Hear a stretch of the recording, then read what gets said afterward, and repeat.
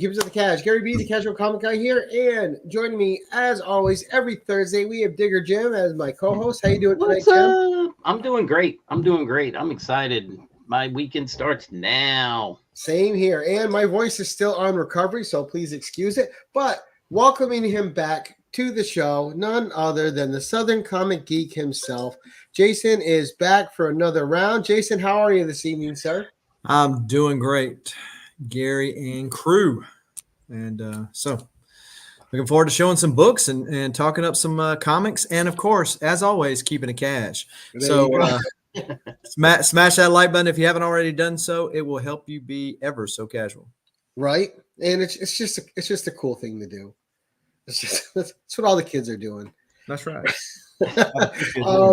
Now, Jason, as I like to do, before we get going, we're going to give you a minute and a half, give the quick pitch on who you are, what your channel's about. We'll go over to the chat. We'll say hello to them, and then we're going to come back to you for your first book tonight. All right. So the 1 minute elevator pitch. Southern Comic Geek, and on YouTube under that name, as well as Instagram and any platform I'm on, by the way. All Southern Comic Geek across the various platforms. And so I'm very eclectic in my collecting.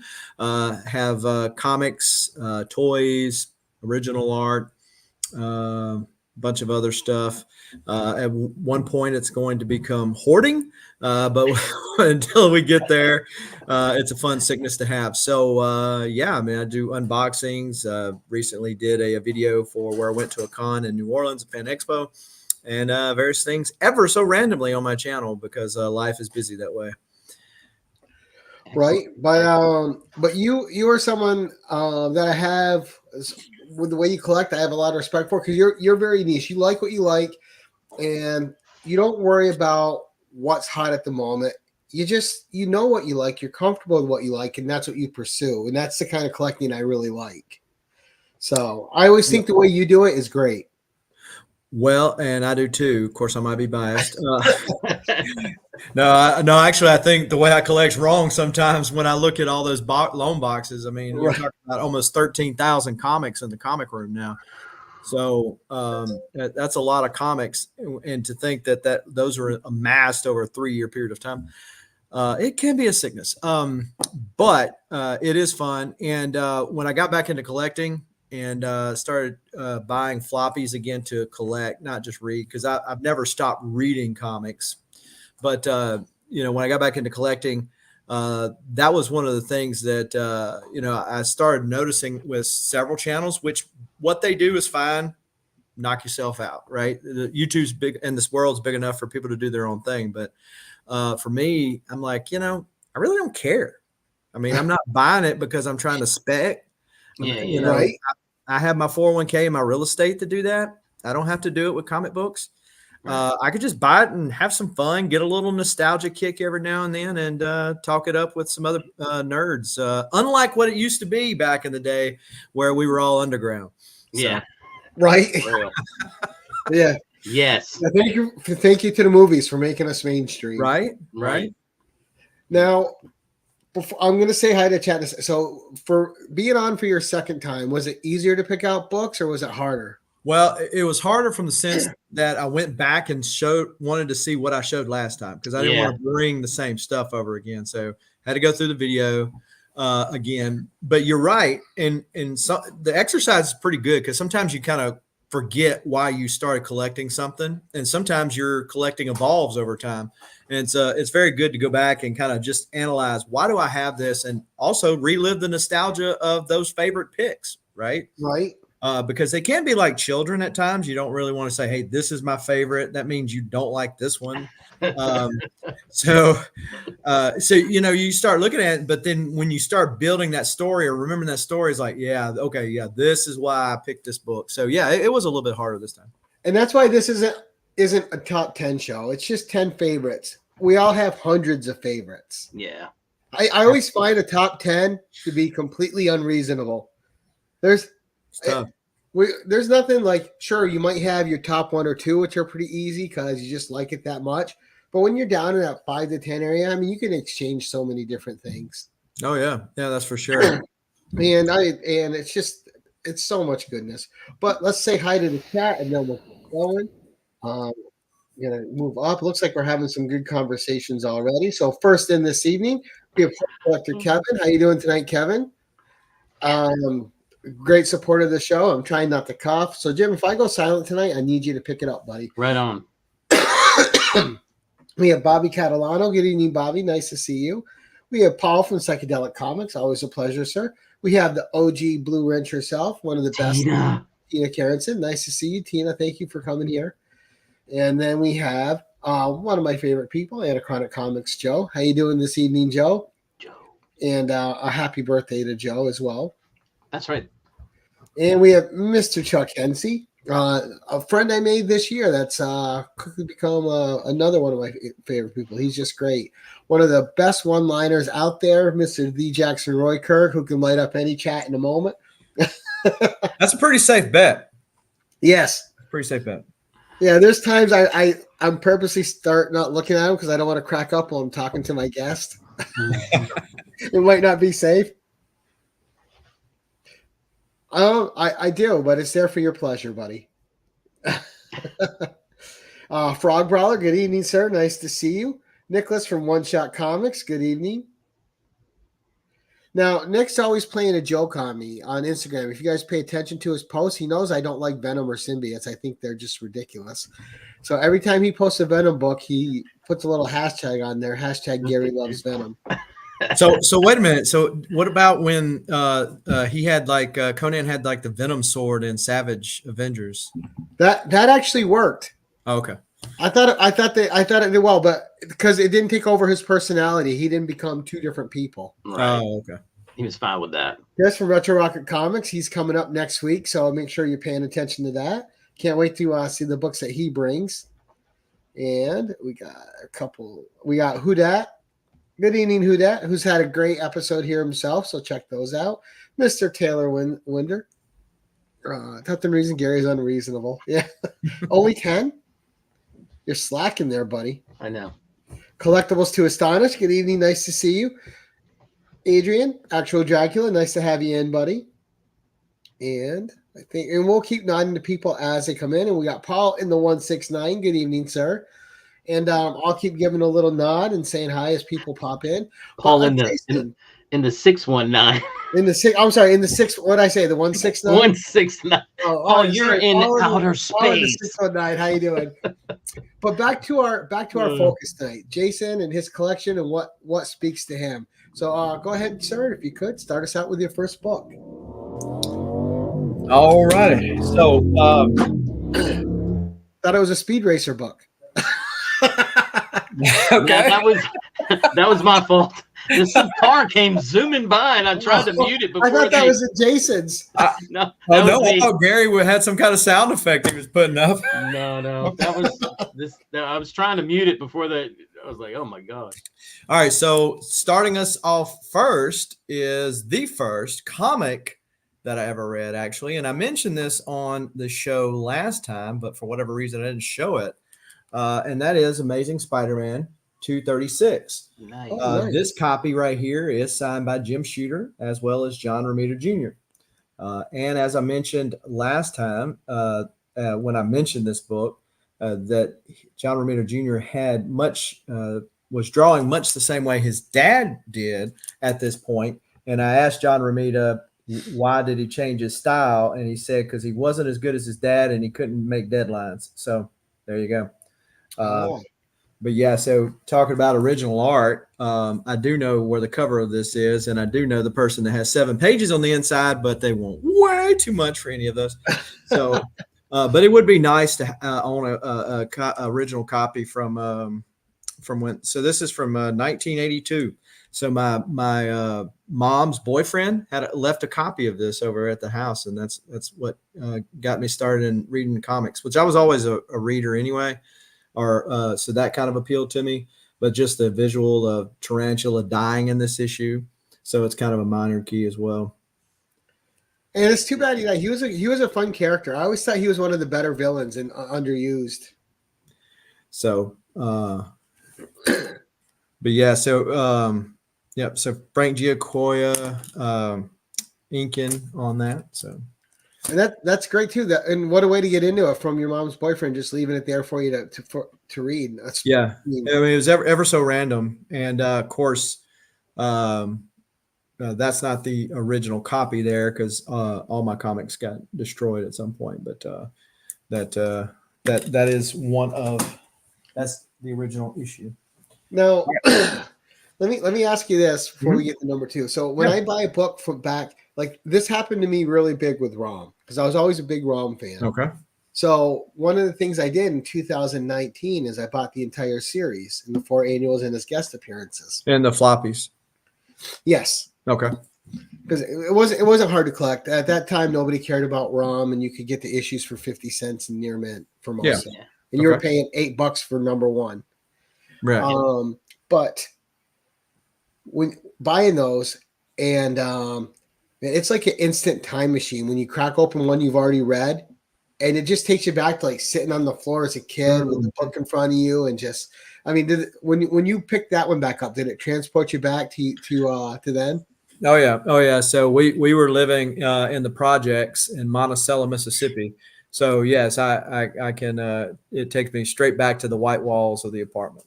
Nice. But I mean, what a great power the comics have to do that, though, right? Right. Yeah. Exactly. I mean, you can't replace that feeling. It's so cool. I mean, and that's why they say nostalgia is a hell of a drug, but it's like an expensive one too. But yeah, it can be a very expensive one. Go ahead. No, it's like Jim, it's a form of escapism. You know, you know, personally, when I read them, it was to get away from whatever was going on sometimes in my life, and I needed somebody else's story to carry through, and that's why I read them a lot of times. So, and Peter Parker always had it rougher than you until he was Spider-Man. You better believe it, brother. That dude always had an issue. Well, you know, you stop feeling bad for him after he hooked up with MJ. And you're like, you bastard. Like, yeah, it's like, okay, yeah, I know you got beat up saving the city, but then you come home to that and she goes, hey, Tiger, come in here. And you're like, yeah, I don't feel bad for you anymore, Peter. You're not one of us. No. All right, Jason, number 2, buddy. Well, you know what's nice though when you're reading it and like stories hold up. Yes. You know, sometimes you can go back and read stuff and go, why did I like that? There's been a couple of those. Yeah. I will say the ROMs held up, but again, that was Bill Mantlow's magic. Yeah, Bill Mantlo, definitely a master. Unfortunate what happened to him, but so he Incredible Hulk, ROM, you know, for sure. All right, next up, we got a newer book. Ooh. This is the Last Ronin, Lost Years, #1. So I'm a big TMNT fan, and for those TMNT fans, you'll recognize the homage here. Of the first TMNT movie poster. Oh, you know, where the guys are sticking their heads out, except for, of course, the Ronin's still here, and these are ghosts. And this is signed by the Escorza brothers. I'll get it out in a minute.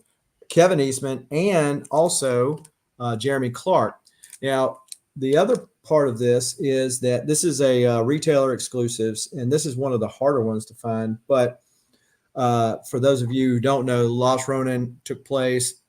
Michelangelo, spoiler, dies in the end, and so 4 new turtles comes up. And anytime that you take a storied franchise and you try to essentially restart it because the old characters are gone or you're trying to get rid of them, it's kind of tough at times. A lot of people rebel and want their old stuff back.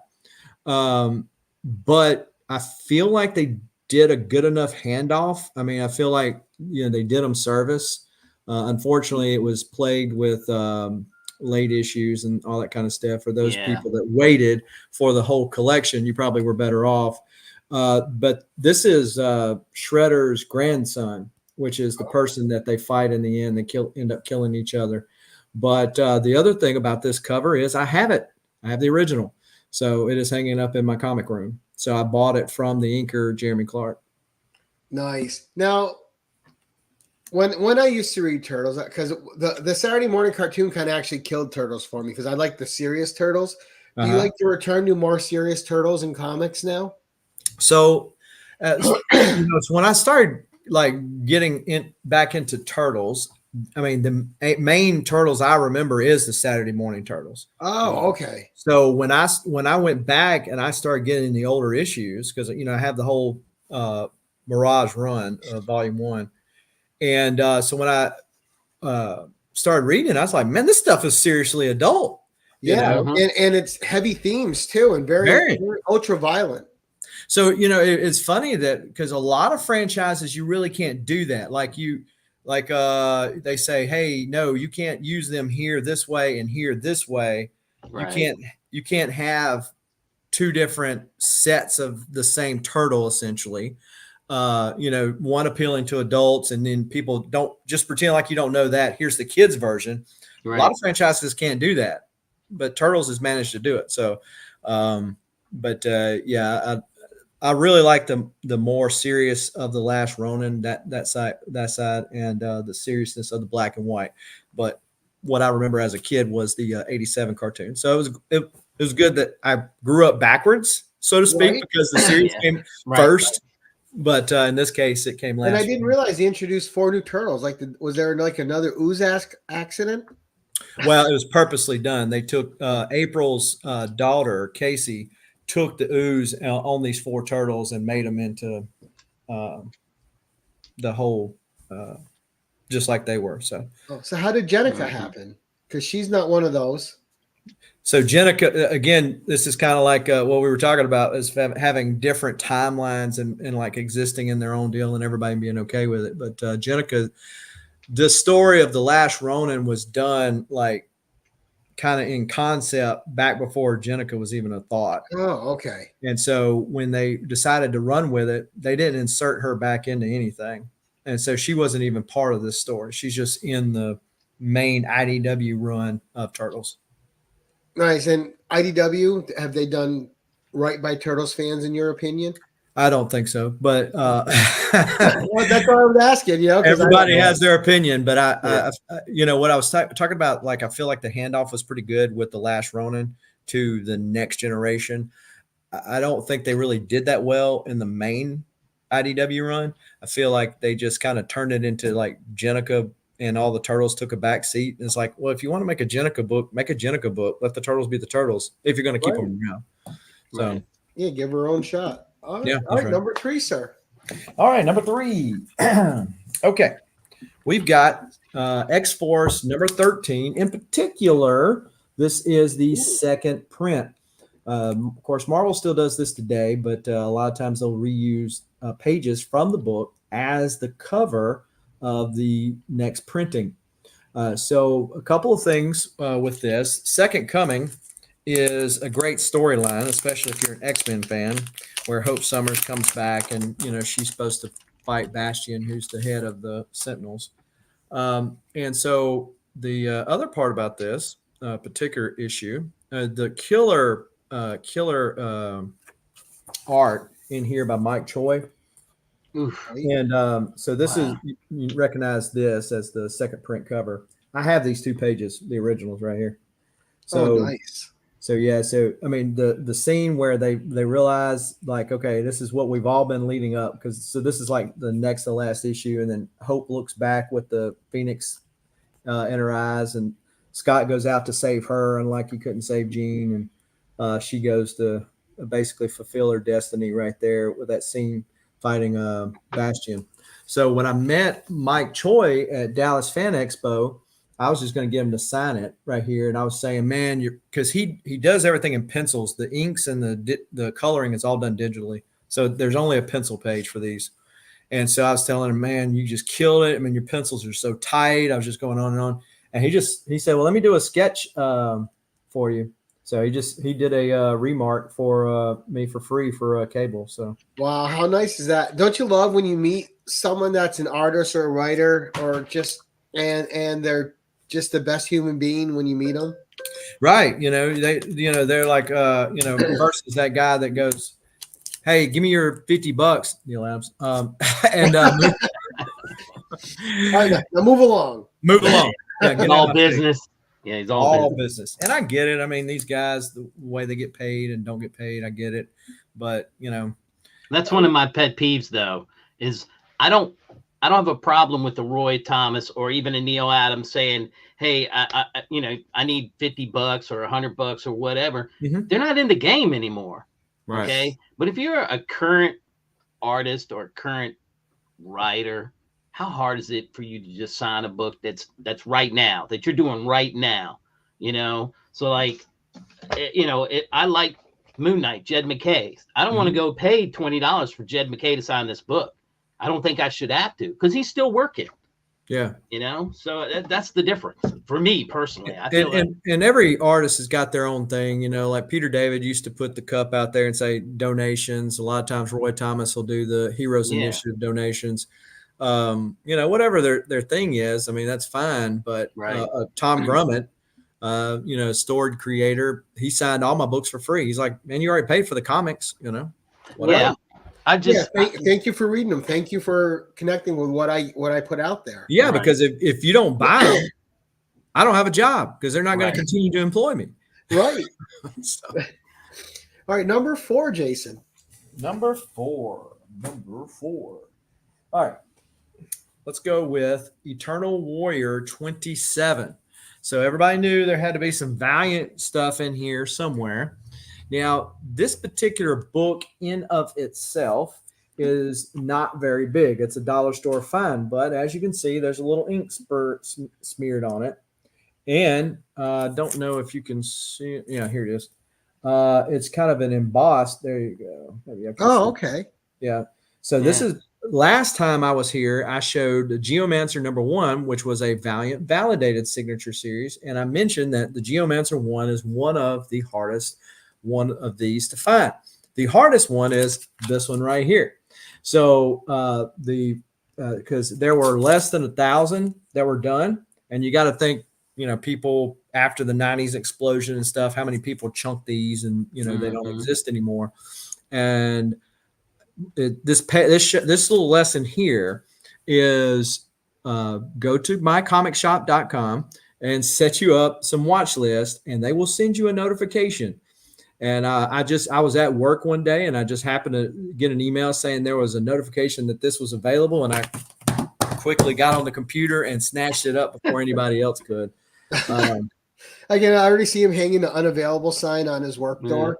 Do not crack this door. So who are those signatures?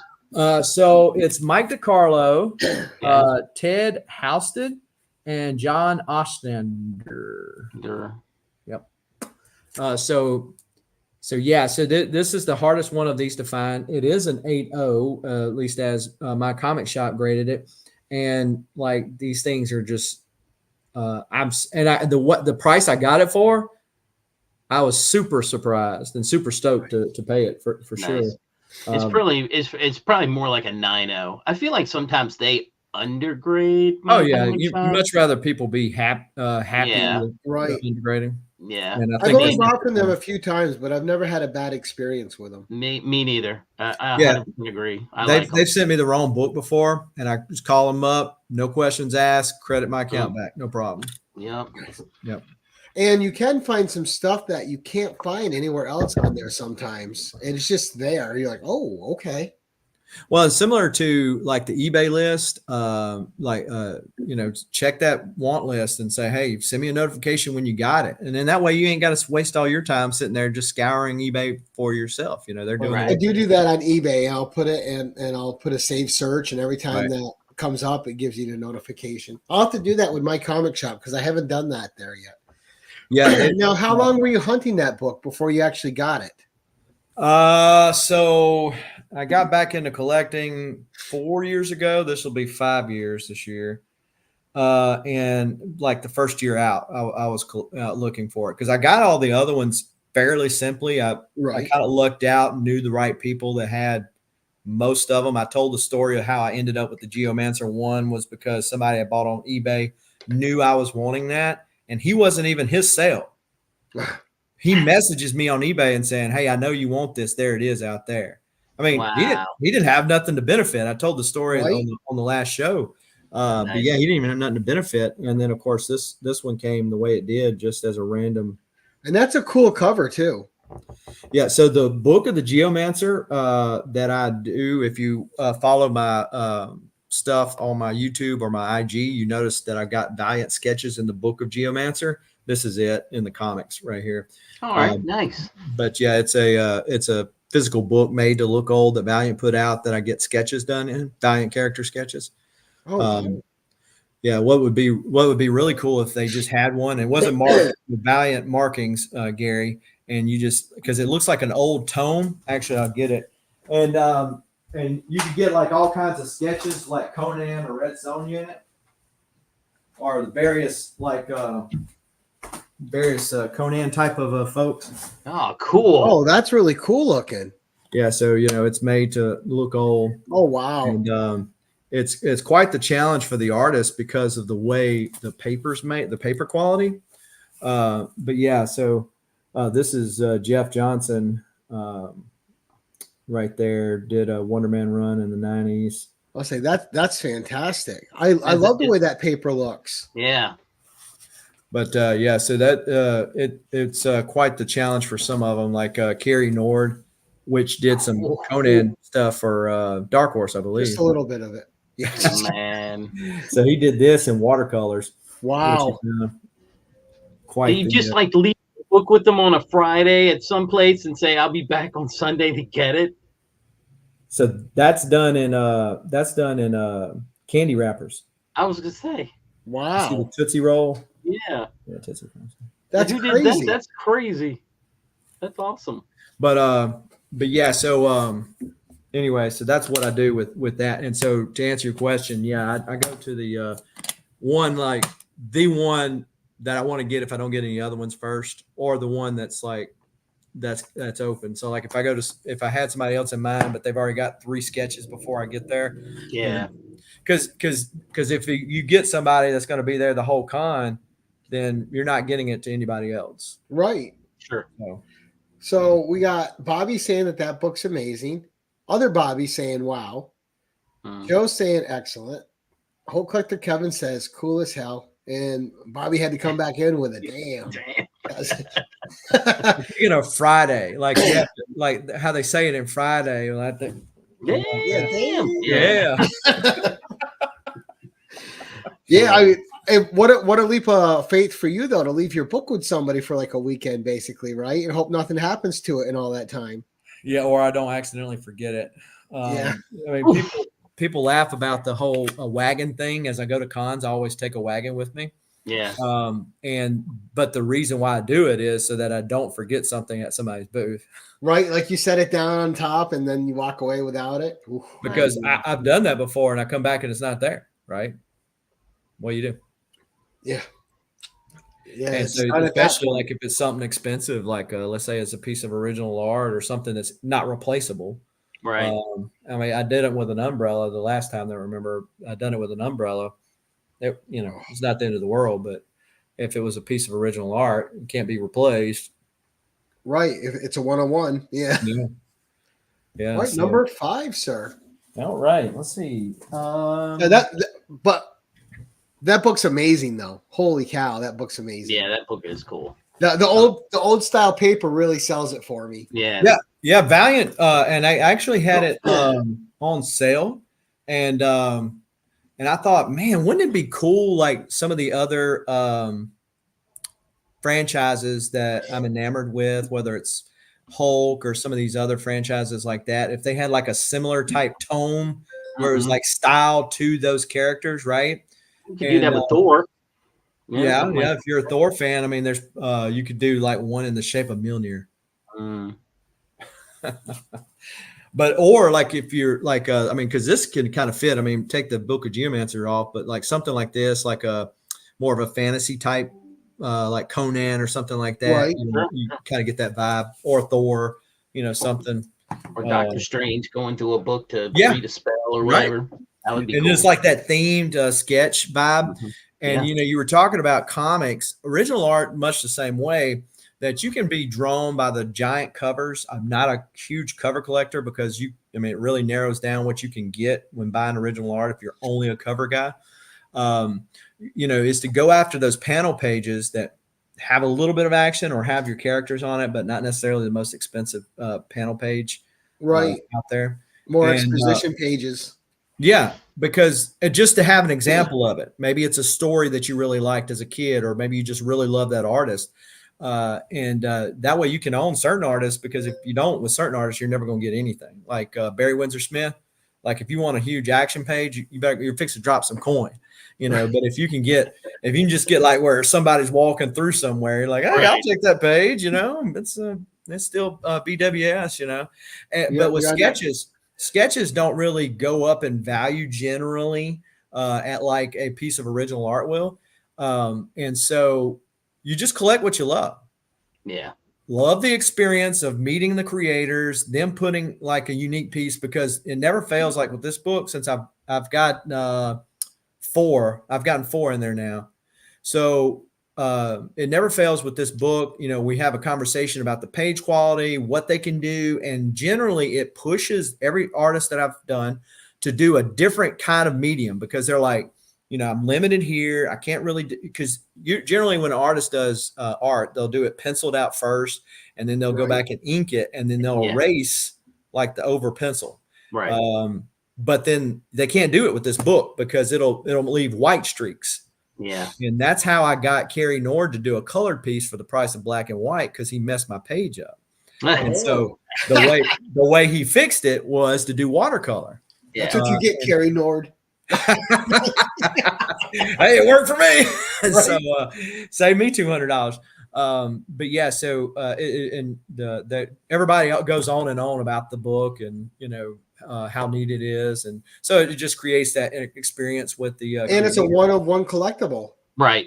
And at the end of the day, if I had fun getting it, if it's not worth $1 million more than what I paid for it. All the experiences are still there. The experience of it. Right. That's right. All right, next book. Let's mix it up a little bit. All right, we got Iron Fist number 14. Oh, God.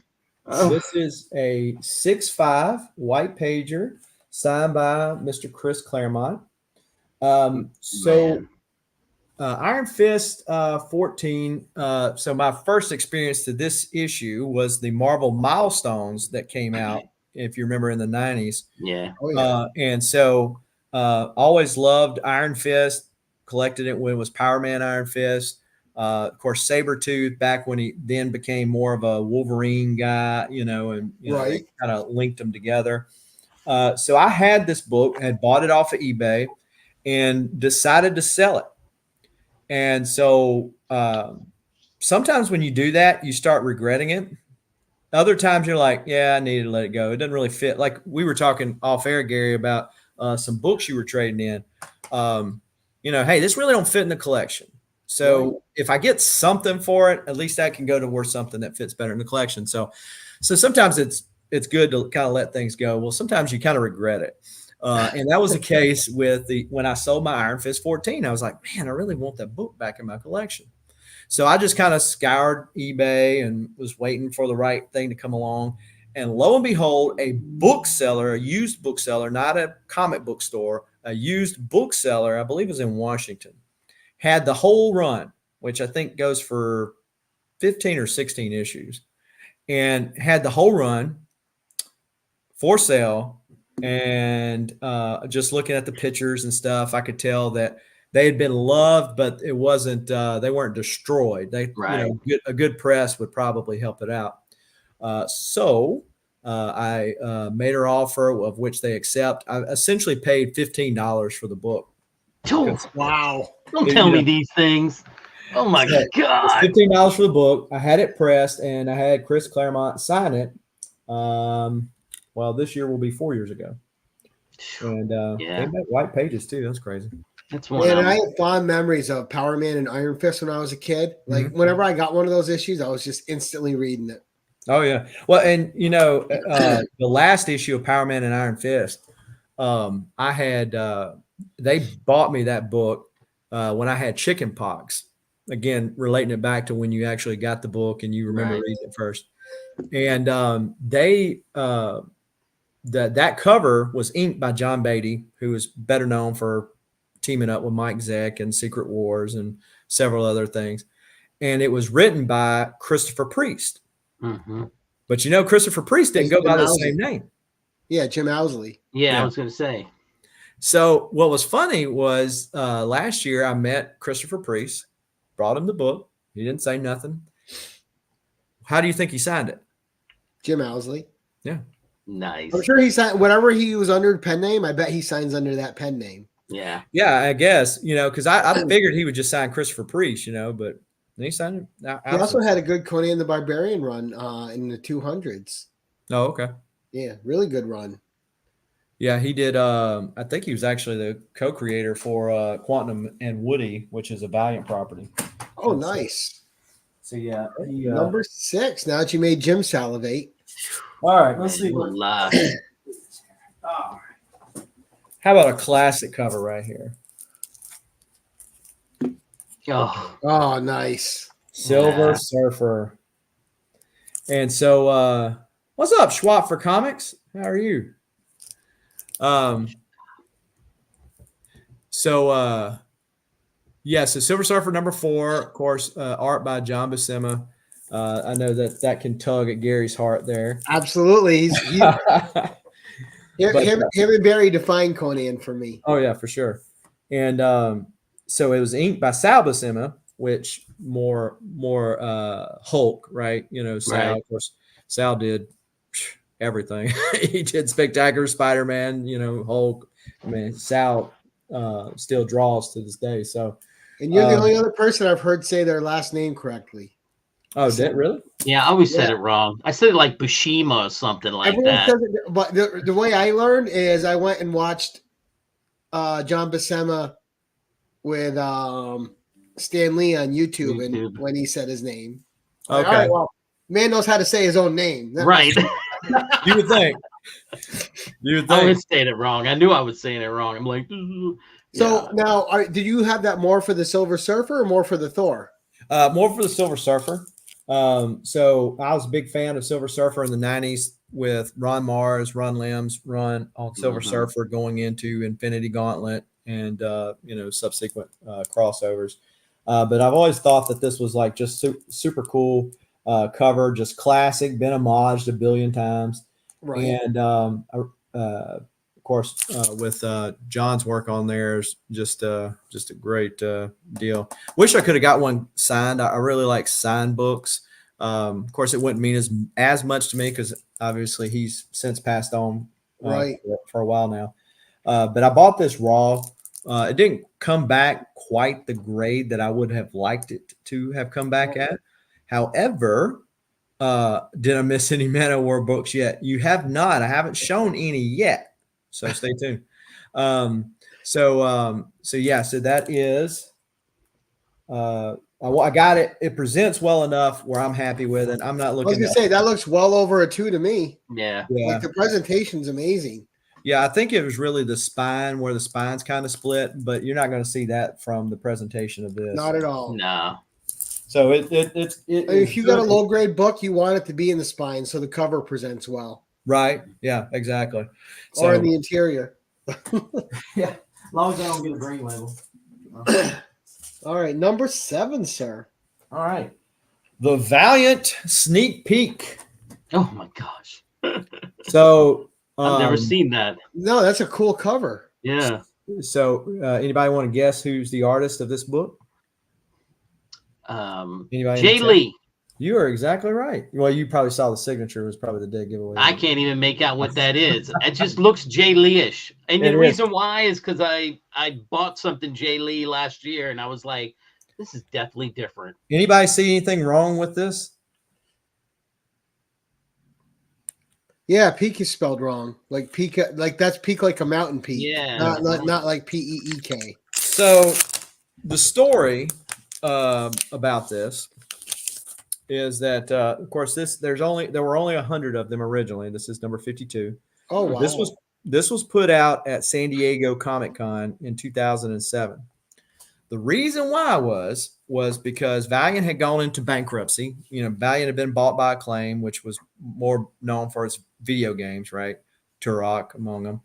And so Acclaim was victim of being in the wrong place at the wrong time. They had the right idea by getting the IP and kind of putting it across various mediums, but they were a victim of the right idea and the wrong timing. So they go bankrupt, and the IP sits dormant for several years. Well, Dinesh I was going to say D'Souza, that ain't right. Dinesh, I'm going to butcher his last name. So anyway, Dinesh, I'll say it right in a minute when my brain's functioning right. He buys the IP for Valiant, planning to relaunch the comic line. Well, if you recall, what built Valiant in the original deal was the gold key characters, Magnus, Turok, and Solar. Okay. Yep. So they go and to buy he buys the IP, and he wants to get with Gold Key to continue to keep those three characters as part of the main deal and continue the continuity. Well, somebody gets in the way of doing that, and what they do is they release this little booklet here, and this booklet is Jay Lee all the way through. Oh wow! And so all the characters, for those of you who are familiar with the Valiant characters, none of these characters look like this. Dr. Mirage, none of the characters look like this, but it was a deal of owning the rights. And so the person that done it rushed it to publishing, so much so that they misspelled Pete, and they rushed it to publishing, and it was a deal that the IP could not be used because they couldn't settle on who owned it, because the person had rushed this to publishing, and just passed that out at San Diego Comic-Con. So from 2007 to 2012, it sat in litigation until they finally were able to settle it. Dinesh was not able to keep the Gold Key characters, but he was able to get the Valiant characters out of Hawk and relaunch the Valiant universe, what is normally known as VE1 or Valiant Entertainment 1. So, so from 2007 to 2012, they're in court trying to decide who actually owns the Valiant characters, even though these characters were named the same thing, but they don't look nothing like the Valiant characters everybody had remembered. So very unique collectible. Yeah. So, there's only 100, were only 100 of them. Probably some of them got tore up by, because if you go to like the Valiant boards or anything, people will say, hey, it's arguable as to whether or not that's a Valiant collectible or not. But I get it, but it is a neat piece of Valiant history. That's what you say. That's okay. Leave it for me. I'll take it. You won't have to worry about it. That's right. Ever how infamous. And it's with only originally being 100 out there. Then as you can tell, it's going to be kind of hard to get. Right. And so it just so happens Key Collector had it on there, and I clicked on the little eBay link, and there was one on eBay, and I was able to quickly snatch it up. Now, it is basically a Jay Lee sketchbook, and so that's why I got Jay Lee to sign it. So when I took it to him, he goes, "Boy, I ain't seen one of those in a long time." Yeah, I bet. But so the now for those of who are Valiant collectors who might be watching it, me and the other two, if you go to buy one of these, be very careful because there are fraudulent ones out there. And the fraudulent ones are usually easy to catch because they actually spell peak right. I've seen it spelled right, and it's a fraud because all they did was just copy it. So, wow, good info, fun book. Definitely. Controversial book. Jason brings the heat. All right, so this book is a great cover. This series had great art. And its writer actually wrote it very well. I'm not a big fan of this writer, especially on his more recent run of Hulk. But in this particular series, he was on point, told the story, and actually finished well, which was something that has always been a complaint. Also, Donny Cates' book, huh? Oh, hey, surprise! Spoiler. Okay, so it's God Country, number 1. This is the pool box, or no, the 25th anniversary sketch edition, and this is Jeff Shaw art. Gerondo Zaffino did the cover, but and so this is I don't have the whole series like in paper. I bought it in trade. Okay. But I like this cover, so I bought the cover in a 9/8. But the reason why is this more, as much as the art's great, is the story. So for those of you who don't know, basically this guy has Alzheimer's. While he has the sword, he doesn't. And so he's willing to go to war with a god to keep the sword because the god wants his sword back. But the sword's kind of a god in of itself, but basically he fights and so and ends up dying. And so the son finishes the god off, but the whole point of it, was that the guy was willing to do anything he could to hold on to the memories that had been elusive to him while he had Alzheimer's. Right. And he would do anything it took to not lose the memories of his son and his life together. And like one of the scenes, it's a big splash page. I love to have it. There's no telling who owns it or how much it would be, but where his son gets all those memories that his dad was trying to convey to him, all the times that his dad wanted to say something and didn't say something. So I hate to bring the thing heavy, but it is a good point in the fact that comics can bring heavy stories too. It's not just all light and fun. Right. But it can be very heavy stories as well, like make you think stories. And this, my great grandmother died with Alzheimer's, and it's very hard with somebody that has Alzheimer's that you've known all your life and you have feelings for, looks at you and they don't know who you are. Yeah. And it's a pretty tough deal. And so I could imagine like what that guy would say. I could imagine me being that guy. Right. And then also in a father-son relationship, wanting to convey stuff, because guys, we like to be tough. We don't want to convey our feelings to our children. And sometimes it's hard because you got to be the boss. Right. Right. And you also want to be relatable to them at the same time. So it's hard and you might hold back some of those things, but life's too short. Love on your kids while you still got them. So there you go. Nice. Yeah. Luckily that was something I got right away. Like I'm the father that's in public, and I will like 200 times a day tell my son I love him, and he's 13. And people sometimes will look at me weird. I'm like, hey, if it makes you uncomfortable, it's too bad. That's my kid. He's always going to know. Yeah. Yeah. And that's I found that easier with my daughters than what I did with my sons or my older sons. And so, but yeah, so I've always been like a purposefully affectionate with my kids in public. Some of it's to embarrass them. Right. On purpose. And if they knew that if they would just act like it didn't embarrass them, that I quit doing most of it. But I hugged my daughter in front of her friend one time, and she goes, "My parents never hugged me." And I'm like, wow, yeah, it is. I'm just thinking like, wow, what a statement is that? It's not, I'm sure her parents love her, but how are, people are right. People are. You got so much time to tell your kids you love them. Yeah. Right. So, again, not to bring the show down. Not at all. So now I may have to go get that book. I may have to go get the trade. And that's how I read it, was in the trade, because I had heard good things about it. But, so earlier last year, I died. My heart stopped. Many folks in YouTube know it, actually. But so when things like that happen, you start to kind of evaluate your life and what you're doing, what you're not doing, right? And what's important to you. You can have anything in life you want. You just can't have everything in life you want. Right. So that's when you start having to make choices as to how much of your 24 hours in a day that you're going to spend on doing one thing or another. And, as fun as certain things are, there's other things that are more important in life, right? So right, absolutely.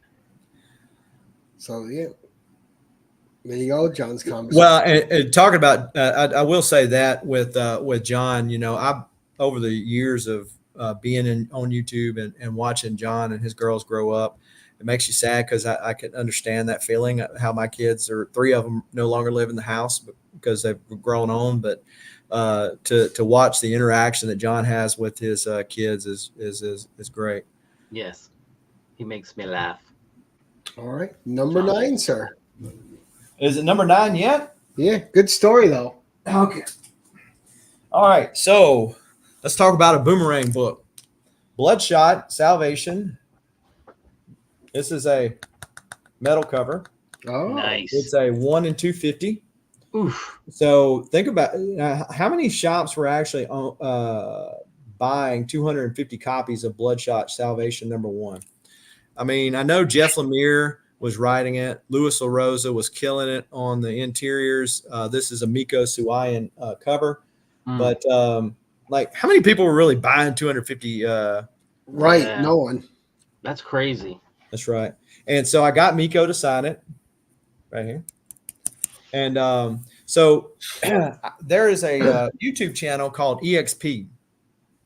And so Nick Barucci with Dynamite Comics actually is part owner, as I understand it. And he utilizes that channel on Fridays to sell original art.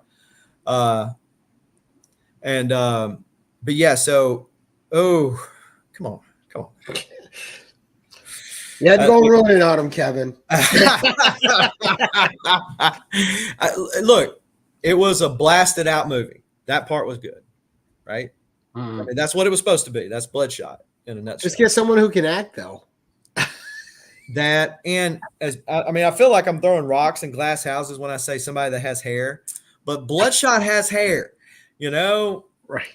Put some CGI on him. I don't know, but and it sounds like I never watched it. But anyway, your book.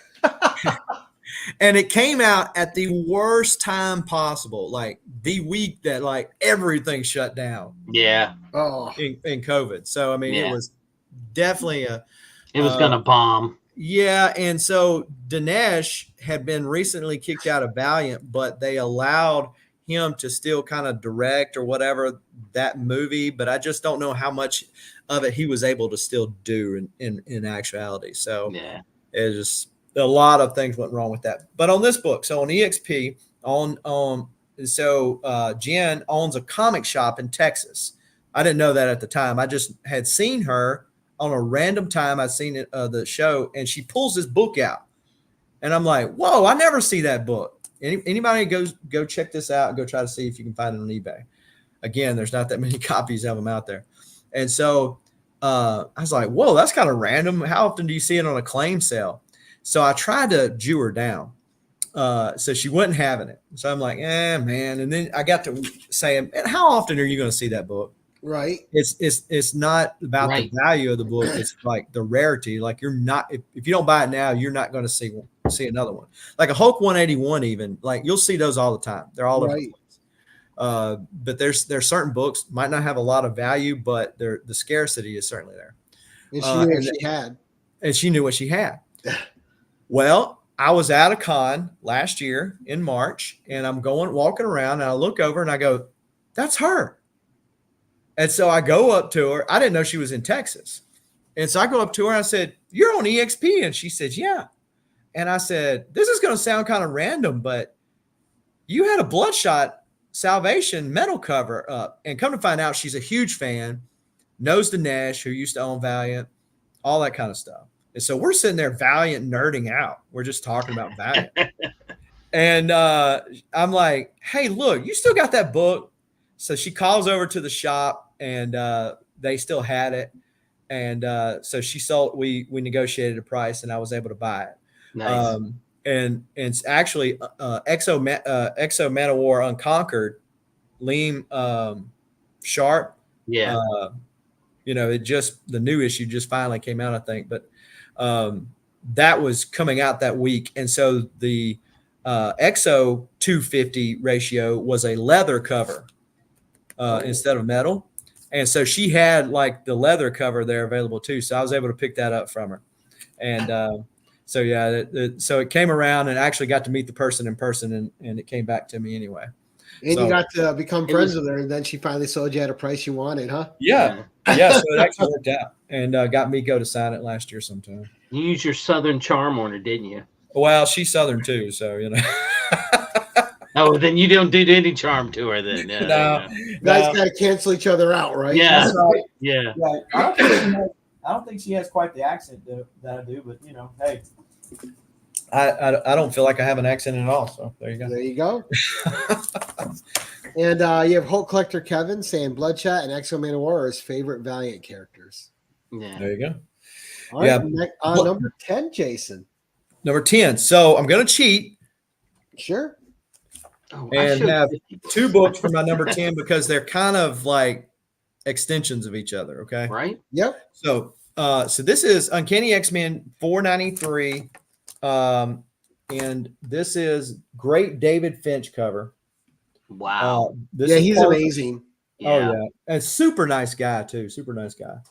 And so Messiah Complex, I showed earlier Hope Summers where she comes back. And yep, that's baby Hope Summers right there. And so where she comes back, and this is where originally they find she's the first mutant born after No More Mutants, after Wanda mentions No More Mutants. So she's the first mutant born. Everybody's out to kill her. Everybody's out to get her. And so basically they give her over to Cable. And so when I was talking to David Finch, I said, what I read into this piece of art right here is a father looking at their daughter saying, I don't know how in the world I'm going to protect you or give you what I need to give you, but I'm going to do everything if I don't die trying. That's what I read in that. Nice. And so some people said, well, I just seen a guy with a metal arm, but no, the way he's got the head, the way it's looking. Yeah, the way he's looking at her, it does convey that without a doubt. Yeah. So, I mean, and in this case, she's not even his kid biologically. Right. So, but he's like, hey, and of course the storyline goes on. They hop through time as Bishop chases them through time to try to kill her. And she grows up. What? Shame on Bishop. It's kind of a weird deal. I don't know what they thought. I'll say Bishop's a hero. Well, he is a hero. And I tell you what, since Lady Fantastic's in the chat, Bishop can beat Thor. Just saying. It's a proven fact. But anyway, so she'll know what I'm talking about. But with this, the other thing with it is like he hops through time because he knows what's on. It's kind of like the passing down of the mantle of the torch, because when Cable was born, for those of you X-Men connoisseurs out there, when Cable was born, he was supposed to be the one that is like the salvation of the mutants. He was supposed to go against Apocalypse and all this other kind of stuff. And of course, Apocalypse poisons him with the techno-organic virus, right? And Cyclops has to look at him and send him into the future for him to survive.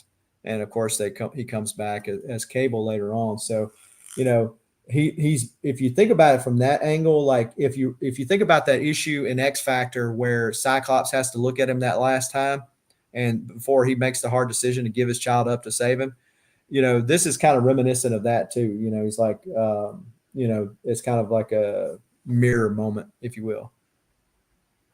Yeah, it can be Lady Fantastic, that's for sure. And so the second side of this on my 10th one is her all grown up. So that was from Messiah Complex. This is from Second Coming. So she's all grown up now. David Finch has signed this one too. And in there, let me take this one out. That way maybe you can see a little bit better. And you kind of got Cable giving her a kiss on the head like a father to a daughter. That's right. And so she's crying because he's fixing to sacrifice it all. He dies in the storyline. And so he dies so that she could live. And so, it's kind of like that full circle deal where see where she's crying. Yeah. Right there. Yeah. That's a nice cover. Yeah, it is. So yeah, if you ever get a chance to read it, yeah, Mike Choi's art's fantastic on that series, and the writing was great. That was back when X-Men stories mattered. And as good as David Finch is at action and stuff, it's good to see that he can actually capture the emotional moments too, and they resonate when you look at it. Yeah. So David Finch is, by the way, for anybody that's interested, he's got a Kickstarter going on right now, The Art of David Finch.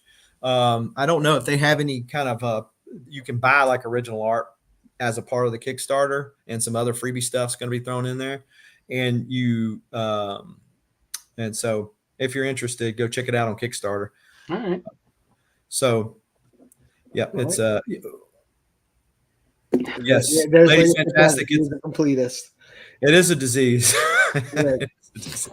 So number 11 with an extended personal story. An extended personal story. Yeah, I don't really feel like we've got anything out of you tonight. So yeah, I mean, I haven't really we're just showing the book, going, here's the book. See you later. Spectacular. Thank you, Jason. This is awesome. So hopefully somebody's still in the chat. One Schwab Comics. For everybody that knows, Schwab has done a lot of the Schwabverse, if you will, and so a lot of the people, the YouTube personalities, have been Schwabized into the Schwabverse, and so I saw him do that, and I asked him. I said, "Can you do one of that you did for me, which he did me as Exo-Manowar?" And he said, I said, "Can you do one?" He goes, "Well, I don't have anything to do it on." And did we lose Gary? I don't know. I was just showing you that I put my Schwab on the as my thing. Right there you go. No, Gary's twirling there. That's okay. We lose Gary all the time. Keep going. Okay. He'll come in and out. He'll go out and literally come back in if he has to reboot. Tell him to put in a new AOL disc. Maybe it'll work better. Yeah. Yeah, Gary's buffering. So I sent him a sketch cover for him to do, and he done it for me and sent it back to me.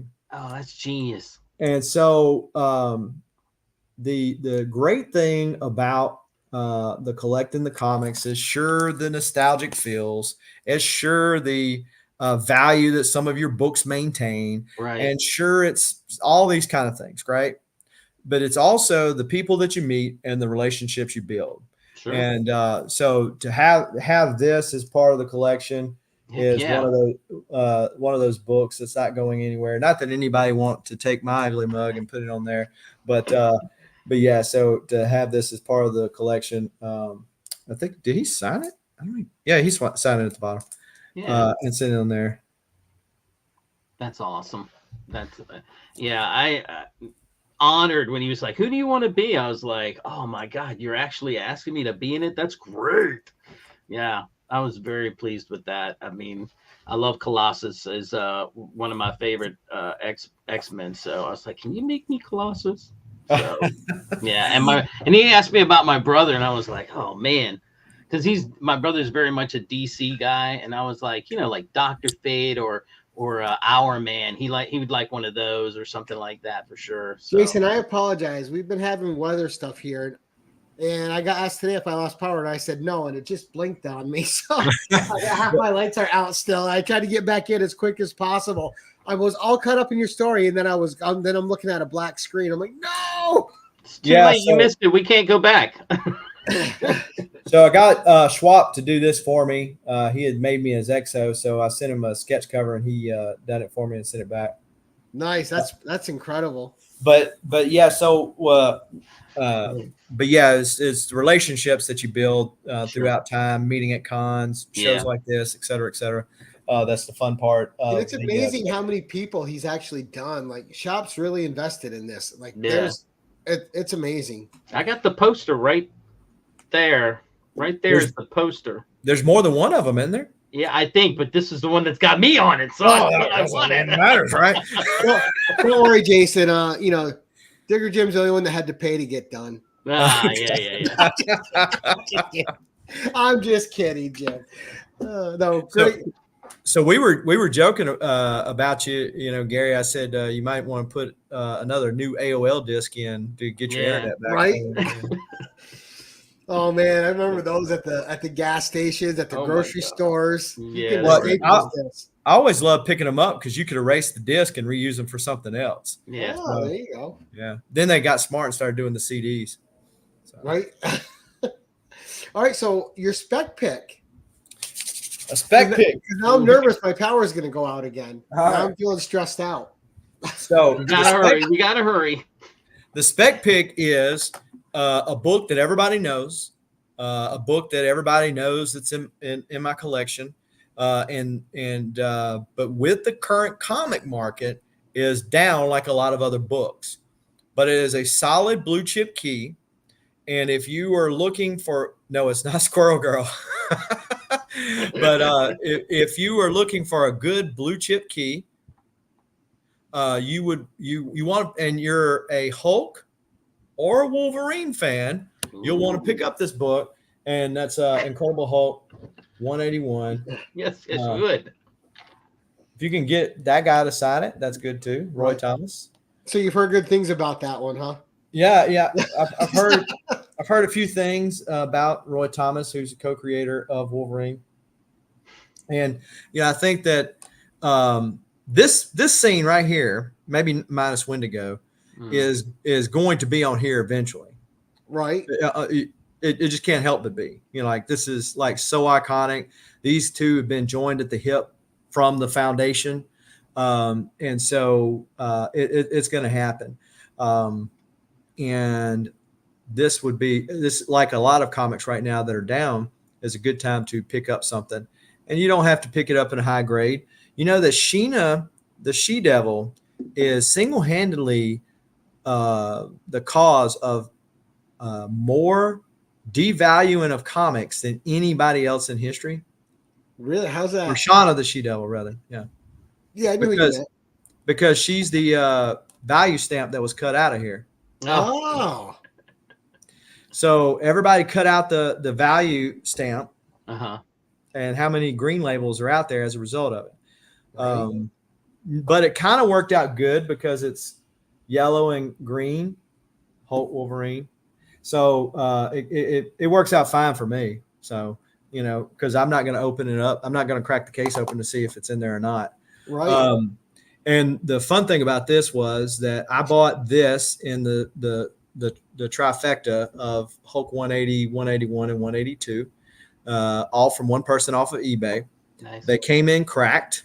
The mail system, because this guy was from Canada, ironically enough, right? But he was from Canada, and by the time it got across the border and down to me, the cases had cracked. Wow. And so he said, "Look, I just had them graded, so I'll tell you what it cost me, and I'll credit you back that much money for you to go get them." I was like, "Okay, cool." So when I just kind of waited around, I hadn't had them that long. Well, then I noticed that Roy Thomas. Well, that's true too with the latest CGC scandal. But with Roy Thomas shows up as doing a CGC signing. Now, I normally like to get my signings done in person because I like the interaction between me and the person getting signed. But at that time, this is like at the height of the COVID, and Roy Thomas ain't getting any younger. Right. And so I thought to myself, like, when's the next time I'm going to see Roy Thomas? So as luck would have it, I don't know if they've changed this or not, but when you send in stuff to get a signing, it's not valued based on the value of the book like they do on everything else. It's valued at a flat rate. Right. Oh. So it didn't matter how much my Hulk 181 or 180, 182 is not really a big book, but it didn't matter how much they were valued. It's a flat rate. Right. And so I was able to get it done for signed and done for the same price as what it would have been done without being signed. So in preparation for that, I got all the books, all three of them pressed. And the Hulk 180 went up a half a point. This one went up half a point. And the 182 went from a purple label to a yellow label. Amazing how that works, huh? It's crazy. It was trim, but it grew back after the press. I guess it just grew back. But, wow. So it all worked out, and I got some good Roy Thomas. And somebody mentioned earlier the signature placement Bobby did. I requested that there, so when I cut the bag, I cut it to where it was right there on his leg. Right. Nice. Well, obviously a great book. Yep. So this is a key that's the victim of saturation of the market and people's panic selling. And you're finally going to see that costume in Deadpool 3. And look, you're going to see it. It's going to happen. If you're a Wolverine Hulk fan, don't fret. Buy low. Keep it. And as long as it presents well, who cares if the She-Devil's value stamp's cut out? You're not reading it. Yeah. Right? I mean, if you're just buying it for the PC, because it's a blue chip book now. Yeah. And so, great books. Wow. Yeah. So, Hulk Collector says I take a purple label, and like I said with the green and yellow, I thought the purple with purple pants would work great. So I would have been okay with it. I was happy that it came back. That one came back the same grade, but without the restoration. It wasn't restoration, but the trim pages. Trim page. So. Nice. Well, that spectacular books, Jason. That was great. Thank you, man. I thought about showing my Hulk 1 as the spec book because in today's Heritage auction, there were some books that took a huge haircut. Wow. Batman 1, huge haircut. First appearance of Wonder Woman, huge haircut from just a couple years ago when they were purchased. And just a sign of where we're at currently in the market. And Hulk 1 sold for a new record. It was a 9.2, I think. But Hulk 1 is something about it that, unlike a lot of the other #1 first appearances, that book really wasn't really driven as much by spec of something coming out. Right. It was just driven by scarcity and people liking the character. Right. So, and I think that's what's kept it from dropping as bad as what the other ones have too, because it wasn't artificially inflated. Right. So and no matter what they've done to the character in the movies, because they've kind of neutered him in the last couple of years. Yeah. Yeah. So it wasn't like Avengers 1. Everybody goes out and gets an Avengers 1 because, hey, they're going to make an Avengers movie. Or some of the other ones people started specking on, like Fantastic Four 1, they're going to come out and that type of thing. Hulk has kind of maintained this deal, just kind of steadily going. That Hulk 1. And so going back to what we were saying, I'll probably never own. I have been so tempted to buy a Hulk 1, like a low grade, like a 1.0 or 2.0. Presents fairly nice, but it's still a low grade.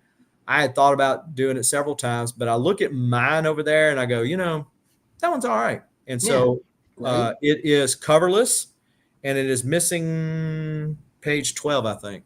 But I have a facsimile cover that's on it. So it presents better than better than it has in years. And the guts of it, the main guts of it, it's a Hulk 1. And so the main guts of it's a Hulk 1. And so I'm good with it, especially for what I paid for it. And when I used to have an XMen 1, I sold it. And I've kind of wavered back and forth whether or not I regret it or not. Not for what I sold it. I don't regret that. But it too was a coverless one. And some people don't like it, and that's fine. I mean, if that's your thing, I'm a low grade's better than no grade on most things. Right. So sometimes just owning it's enough. Yeah. Yeah. No, but fantastic books. Great show, Jason. Thank you so much. Yeah. We're gonna go around the horn here. Jim, I got to check on my kid real quick, so I'm gonna put you up, and so you can tell everyone what's coming up for you. All right. We'll go to you, Jason, and then I'll say what's coming up for me. All right. I'm going to be doing a unboxing. I won this off of I'll give the address. Unless you're going to send me free stuff. I won. This is another Nick's Kicks and Comics mystery box. I bought one off of Nick's, but I won this one on DJ Lynx's channel in the mix. He was doing a giveaway, and I got lucky. I'm also going to be reviewing. I like the obscure characters sometimes. And this is a short miniseries, Ragman. And not everybody knows about Ragman, so I'm going to be reading it and reviewing it. yeah, and then I'll always be. It's weird. I don't really go on Facebook and post it much on Facebook. I'm kind of more just whatever you're going to see on me is going to be on Instagram. Yeah. It's just the platform I've chosen to use. But I do go in there to look at photos from. It's like they have this thing in the town I live in. It's like a old photos group, and so I talked to some people that were posting on there, and I think I found where this maybe, and I'm not a Civil War guy, but I will go dig it. And I think I might have found where a hospital was at one point during the Civil War in the town I lived in. So me and this other guy may be going there Saturday if it's not blistering cold, and try to see if we can find some artifacts. Oh, nice. Yeah, you know, I am a Civil War guy because I'm a history buff. So I'm a nerd. I was born to be a nerd, I guess. Okay.